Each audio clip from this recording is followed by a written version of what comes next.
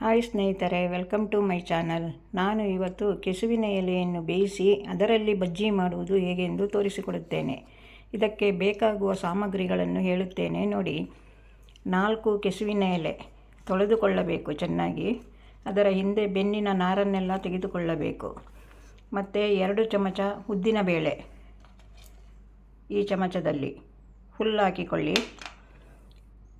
ಮತ್ತು 1 ಚಮಚ ಕಡಲೆಬೇಳೆ ಅದೇ ಚಮಚದಲ್ಲಿ, ಇಷ್ಟು ಹುಣಸೆಹಣ್ಣು, ಇಷ್ಟು ಬೆಲ್ಲ ಹಾಕಬೇಕು. ಸ್ವಲ್ಪ ಬೇಡದಿದ್ದವರು, ಇಷ್ಟ ಇಲ್ಲದಿದ್ದವರು ಬೇಡ.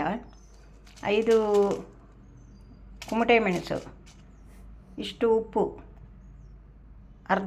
ಮುಕ್ಕಾಲು ಚಮಚ ಉಪ್ಪು ಬೇಕಾದರೆ ಹಾಕ್ಕೊಳ್ಳಿ ಮತ್ತೆ ನೋಡಿ. ಮತ್ತು 2 ಚಮಚ ತೆಂಗಿನೆಣ್ಣೆ ಹುರಿಯಲಿಕ್ಕೆ. ಕಡಲೆಬೇಳೆ ಮತ್ತು ಉದ್ದಿನಬೇಳೆಯನ್ನು ಹುರಿದುಕೊಳ್ಳಬೇಕು. ಮೆಣಸನ್ನು ಸಹ ಹುರಿದುಕೊಳ್ಳಬಹುದು. ನಾನು ಹುರಿದುಕೊಳ್ಳುತ್ತೇನೆ ಮೆಣಸನ್ನು. ಈಗ ಕೆಸುವಿನ ಎಲೆಯನ್ನು ಹೆಚ್ಚಿಕೊಂಡಾಗಿದೆ. ಕ್ಲೀನಾಗಿ ನೋಡಿ, ಕ್ಲೀನಾಗಿ ತೊಳೆದು ಹೆಚ್ಚಿಕೊಂಡಾಗಿದೆ. ಈಗ ಗ್ಯಾಸಲ್ಲಿ ಬಾಣಲೆ ಇಟ್ಟು ಗ್ಯಾಸ್ ಹಚ್ಚಿಕೊಂಡು ಈ ಕೆಸುವಿನ ಎಲೆಯನ್ನು ನೀರಿಗೆ ಹಾಕಿ. ಈ ಲೋಟದಲ್ಲಿ 1.5 ಲೋಟ ನೀರು ಹಾಕಿದ್ದೇನೆ ಬೇಯಲು. ತುಂಬ ನೀರು ಹಾಕಬೇಡಿ. ತುಂಬ ನೀರು ಹಾಕಿದರೆ ಮತ್ತು ಕಡಿಯುವಾಗ ನೀರು ತುಂಬ ಇರ್ತದೆ, ವೇಸ್ಟಾಗಿ ಚೆಲ್ಲಬೇಕಾಗುತ್ತದೆ. ಇದು ಸೊಪ್ಪಲ್ವಾ, ಬೇಗ ಬೇಯುತ್ತದೆ.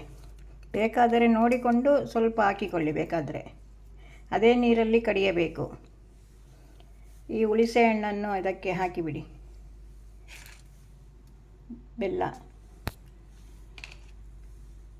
ಉಪ್ಪು ಸಹ ಹಾಕಿ. ಉಪ್ಪು ಬೇಕಾದರೆ ಕಡದ ಮೇಲೆ ಬೇಕಾದರೆ ಸ್ವಲ್ಪ ಸೇರಿಸಿಕೊಳ್ಳಿ.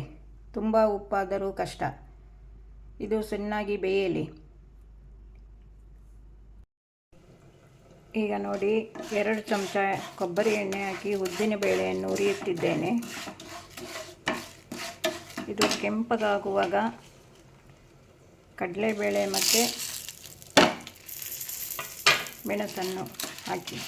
ಕಡಲೆಬೇಳೆ ಸಹ ಹದ ಕೆಂಪಾಗಬೇಕು.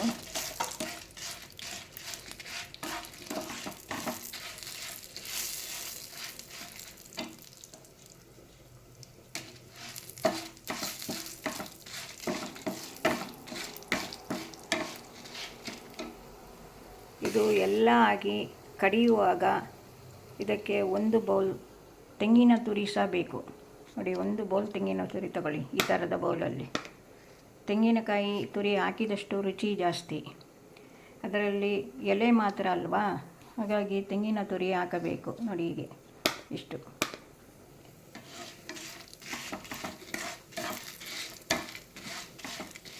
ಯಾವಾಗಲೂ ಬೇಳೆ ಎಣ್ಣೆ ಹಾಕಿ ಸಾಂಬಾರು ಮಾಡಿಕೊಂಡು ತಿನ್ನುವುದಕ್ಕಿಂತ ಇಂಥ ಬಜ್ಜಿ, ತಂಬಳಿ ಎಲ್ಲ ಮಾಡಿಕೊಂಡು ತಿಂದರೆ ದೇಹಕ್ಕೂ ಆರೋಗ್ಯಕ್ಕೂ ಒಳ್ಳೆಯದು.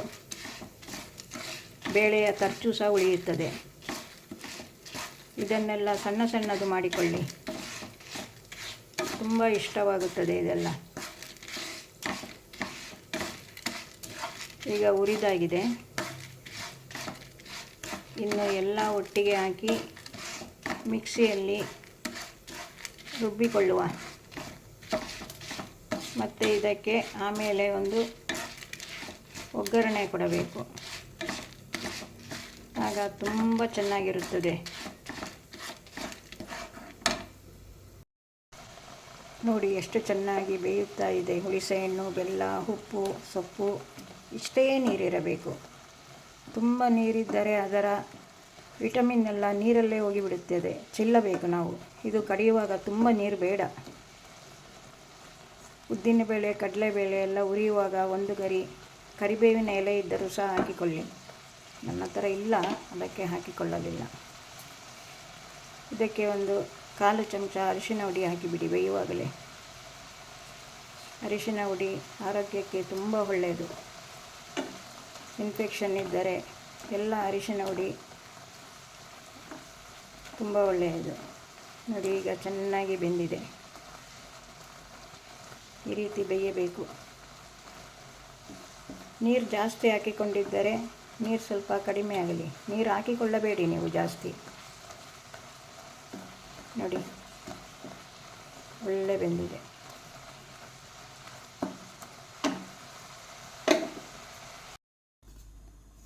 ನೋಡಿ ಈಗ ಎಲ್ಲ ಬೆಂದಾಗಿದೆ ನೋಡಿ, ಈ ರೀತಿ ಬೇಯಬೇಕು. ನೀರಿನ ಪ್ರೊಸೆಸ್ ಅದಕ್ಕೆ ರುಬ್ಬಲಿಕ್ಕೆ ಎಷ್ಟು ಬೇಕೋ ಅಷ್ಟೇ ಉಂಟು. 1.5 ಲೋಟ ನೀರು ಹಾಕಿದ್ದೆಲ್ಲ, ಬೇಕಾದ್ರೆ 1/4 ಲೋಟ ಜಾಸ್ತಿ ಹಾಕಿಕೊಳ್ಳಿ ನಿಮಗೆ ನೀರೇನಾದರೂ ಕಮ್ಮಿ ಆದರೆ. ಈಗ ರುಬ್ಬಿಕೊಂಡು ಬರುವ.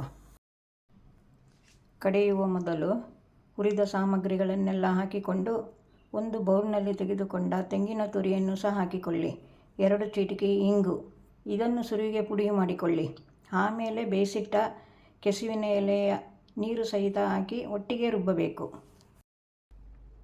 ಕೆಸುವಿನ ಎಲೆಯ ಬಜ್ಜಿ ತಯಾರಾಗಿದೆ. ಈಗ ಎಷ್ಟು ಚೆನ್ನಾಗಿದೆ ನೋಡಿ. ಇದಕ್ಕೆ ಸಾಸಿವೆ, ಉದ್ದಿನಬೇಳೆ, 2 ಚಮಚ ಎಣ್ಣೆ, ಒಟ್ಟಿಗೆ ಕರಿಬೇವು ಇದ್ದರೆ ಹಾಕಿ ಒಗ್ಗರಣೆ ಸಹ ಕೊಟ್ಟಾಗಿದೆ. ಇದನ್ನು ಅನ್ನಕ್ಕೆ ಹಾಕಿ ತಿಂದರೆ ತುಂಬ ರುಚಿಯಾಗಿರುತ್ತದೆ. ಇದನ್ನು ಸವಿದು ನೋಡಿ ಒಮ್ಮೆ. ನೀವು ಮನೆಯಲ್ಲಿ ಮಾಡುತ್ತೀರಿ ಎಂದು ನಂಬಿದ್ದೇನೆ. ಇದು ನಿಮಗೆ ಇಷ್ಟವಾದರೆ ಲೈಕ್ ಕೊಟ್ಟು ಸಬ್ಸ್ಕ್ರೈಬ್ ಮಾಡಿ, ಶೇರ್ ಮಾಡಿ ಫ್ರೆಂಡ್ಸ್. ಇನ್ನೊಂದು ವಿಡಿಯೋದಲ್ಲಿ ಸಿಗುತ್ತೇನೆ. ನಮಸ್ಕಾರ, ಬಾಯ್.